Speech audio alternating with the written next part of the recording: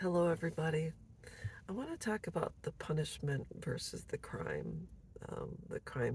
The punishment that fits the crime, etc. When you're talking about anything in law.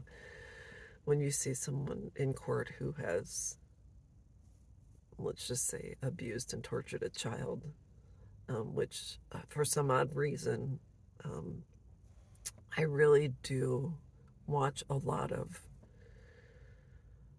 television, YouTube videos, documentaries, etc., about um, I get into human suffering for some odd reason. I'm shocked and baffled by it in general. I also watch Hoarders in my 600-pound life, and I don't know why. Probably because I don't understand it. I can't wrap my head around why someone would harm an innocent child, torture, kill, sexually abuse them, etc. And you see these parents on trial, trials of Gabriel Fernandez. Just one, this child was brutally tortured. CPS and the state didn't step in and help him, and um, it was just one of the saddest cases. So his mom and her boyfriend are serving time, and that's the correct punishment that fits the crime. If it was up to me, I would let folks tie them up in some warehouse and allow wild animals to rip them apart because that's how they treated their child. And so I watch these shows, and maybe it's because as an estranged parent, I have been um, cast away.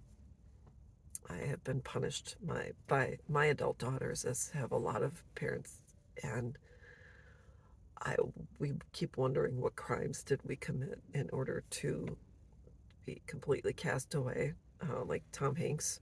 Where's Wilson, by the way? And then a lot of grandparents have been ripped out of the arms of their grandchildren, and so everyone keeps estranged parents who love their children and say, "What did I do? What can I do to make things better?"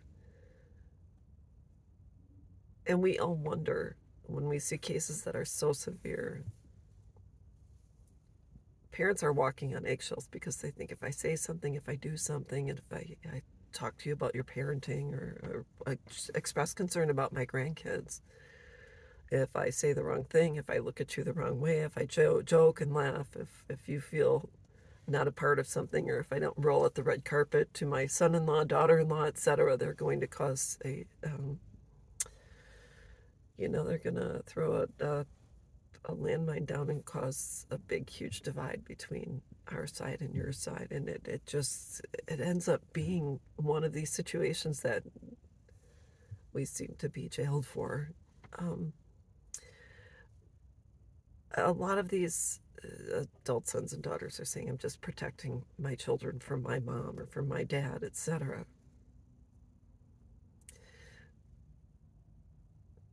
And I'm wondering what you're protecting them from.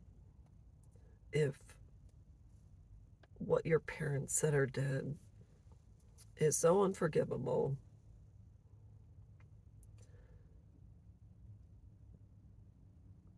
do you not think someone in your life, if your parents were so terrible and you were around family, you had friends came over, you, your parents knew your friends' parents, etc.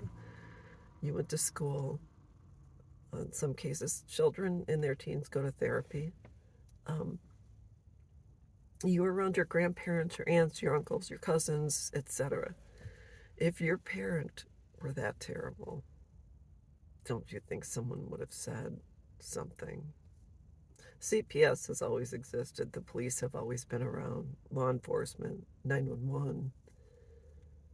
If your parent was as bad as you say they are, and you have stated they've committed a crime and they deserve to be punished, don't you think someone or anyone would have stepped in and intervened on your behalf if you have family that loves you? And so the punishment doesn't just go towards the parents, but it comes around and hits your children in ways that you can't even imagine. When they're pulled away from their grandma and grandpa, the people that love them, care about them, would never hurt them. Were your parents short-tempered? Absolutely. I think we all are. I think we all have our breaking point. But when I'm watching the internet and stories about children that are truly abused, are there different levels of child abuse? Absolutely. And is there, do children have fear? Yes, there's a healthy fear and unhealthy fear.